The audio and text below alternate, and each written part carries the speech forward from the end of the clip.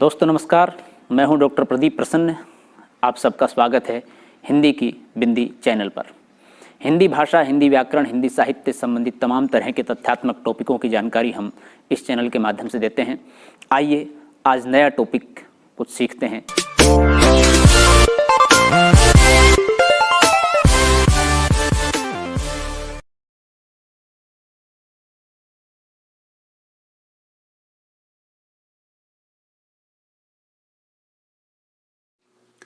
विद्यार्थियों, आज की वीडियो हम बना रहे हैं राजस्थान के पुरुष लोक संत और संप्रदाय राम संप्रदाय। वीडियो स्टार्ट करने से पहले आप सबसे रिक्वेस्ट है, यदि आपने हमारा चैनल अभी तक सब्सक्राइब नहीं किया है तो प्लीज़ उसे सब्सक्राइब जरूर करें, बेल आइकन को जरूर दबाएं ताकि कोई वीडियो मिस ना कर पाएँ। ये वीडियो राजस्थान में होने वाली लगभग सभी प्रतियोगी परीक्षाओं के लिए उपयोगी रहेंगी।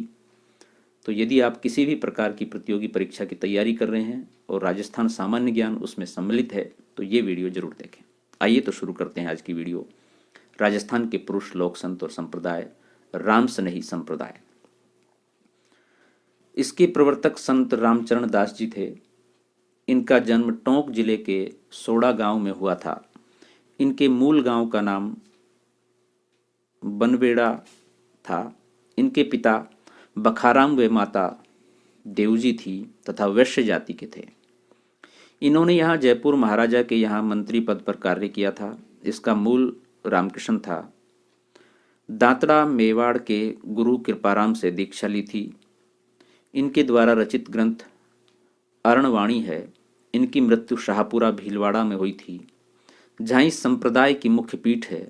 पूजा स्थल राम द्वारा कहलाते हैं तथा इनके पुजारी गुलाबी की धोती पहनते हैं, दाढ़ी मूछ व सिर पर बाल नहीं रखते हैं, मूर्ति पूजा नहीं करते थे। इसके 12 प्रधान शिष्य थे जिन्होंने संप्रदाय प्रचार व प्रसार किया। राम स्नेही संप्रदाय की अन्य 3 पीठ सिंगथल बीकानेर प्रवर्तक हरिदास जी, रैण नागौर प्रवर्तक दरियाआब जी दरियापत, खेड़ापा जोधपुर प्रवर्तक संत रामदास जी, दादू संप्रदाय प्रवर्तक दादू दयाल। जन्म गुजरात के अहमदाबाद में। शिक्षा दीक्षा संत बुद्धाराम से 19 वर्ष की आयु में राजस्थान में प्रवेश राज्य में सिरोही, कल्याणपुर, अजमेर, सांभर व आमेर में भ्रमण करते हुए नारायण स्थान पर पहुंचे, जहां उनकी भेंट अकबर से हुई थी। इसी स्थान पर इनके चरणों का मंदिर बना हुआ है। कविता के रूप में संकलित इनके ग्रंथ दादू बाड़ी तथा दादू दयाल जी दुहा कहे जाते हैं। इनके प्रमुख सिद्धांत मूर्ति पूजा का विरोध, हिंदू मुस्लिम एकता, शव को न जलाना व दफनाना तथा उसे जंगली जानवरों के लिए खुला छोड़ देना, निर्गुण ब्रह्म उपासक हैं। दादू जी के शव को भी भराणा नामक स्थान पर खुला छोड़ दिया गया था। गुरु को बहुत अधिक महत्व देते हैं। तीर्थ यात्राओं को ढकोसला मानते हैं। खालसा नारायण के शिष्य परंपरा को मानने वाले खालसा कहलाते थे। इसके प्रवर्तक गरीबदास जी थे। बिखत घूम घूम कर दादू जी के उपदेशों को गृहस्थ जीवन तक पहुंचाने वाले। उत्तरादेव बनवारी दास द्वारा हरियाणा अर्थात उत्तर दिशा में जाने के कारण उत्तरादे कहलाए। खारवी शरीर पर वे लंबी लंबी जटाएं तथा छोटी छोटी टुकड़ियों में घूमने वाले। नागा सुंदरदास जी के शिष्य नागा कहलाए। दादू जी के प्रमुख शिष्य बखना जी। इनका जन्म नारायणा में हुआ था। ये संगीत विद्या में निपुण थे। इनको हिंदू व मुसलमान दोनों मानते थे। इनके पद व दोहे बर्चना जी के वाणी में संकलित थे। रज्जब जी जाति पठान, जन्म सांगानेर। दादू जी से भेंट आमेर में तथा उनके शिष्य बनकर विवाह न करने की कसम खाई।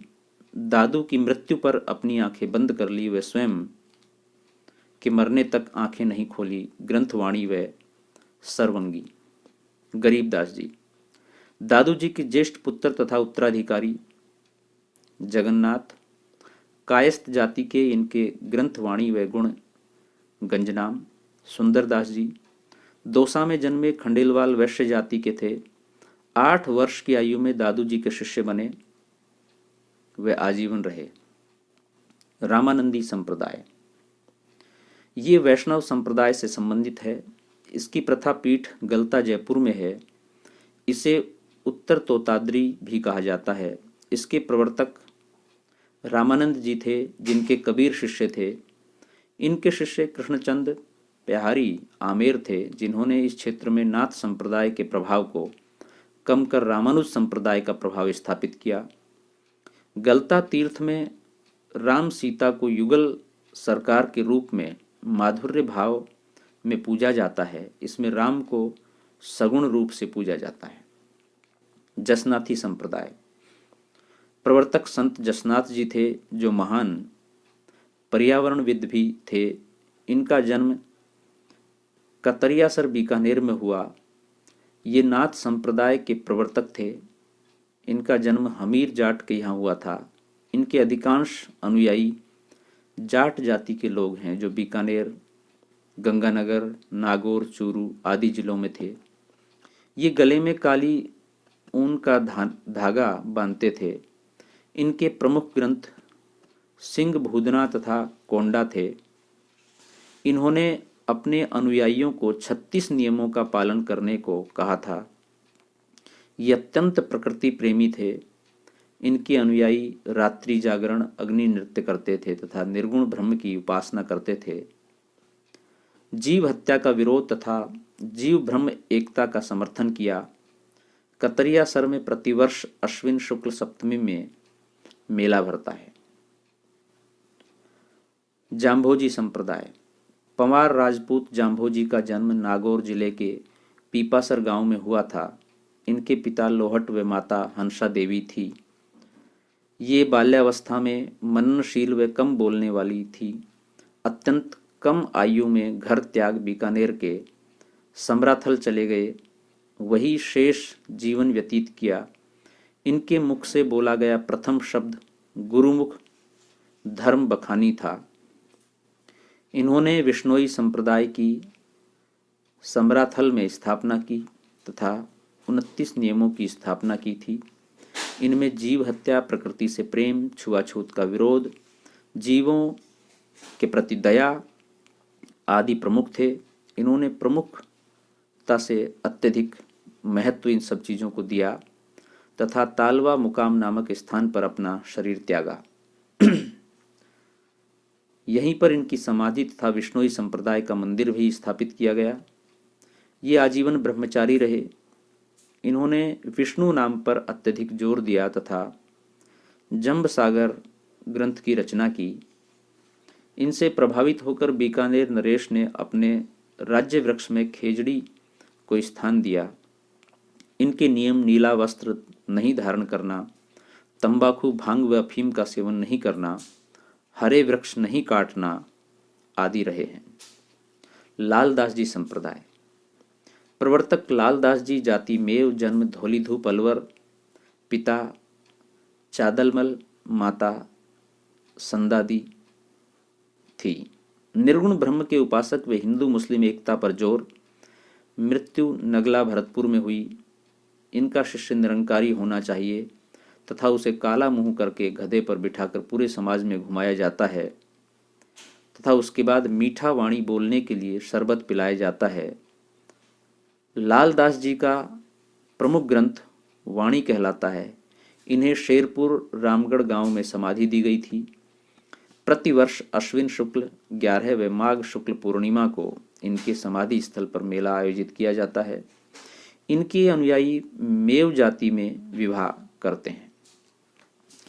विद्यार्थियों, ये थी आज की वीडियो। आपको कैसी लगी हमें ज़रूर बताएं। यदि अच्छी लगी हो तो लाइक कीजिए, शेयर कीजिए, कमेंट्स कीजिए और चैनल को सब्सक्राइब करना न भूलें। आपके मन में कोई सवाल है, कोई जिज्ञासा है, कोई प्रश्न है तो कमेंट्स के माध्यम से पूछ सकते हैं। हम उसका समाधान करने की कोशिश करेंगे। आप किसी विशेष टॉपिक पर वीडियो चाहते हैं, तैयारी कर रहे हैं तो हमें बताएं, हम उस पर वीडियो बनाएंगे। आज के लिए इतना ही। नेक्स्ट वीडियो में नेक्स्ट टॉपिक के साथ फिर मिलते हैं। तब तक के लिए शुक्रिया, नमस्कार।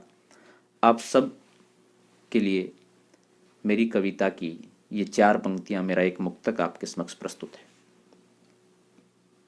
यूं ही अनजाने रास्ते मिलेंगे, चेहरे जाने पहचाने मिलेंगे, किस पर करोगे भरोसा तुम, पहचानने में ऐसे लोगों को बरसों लगेंगे।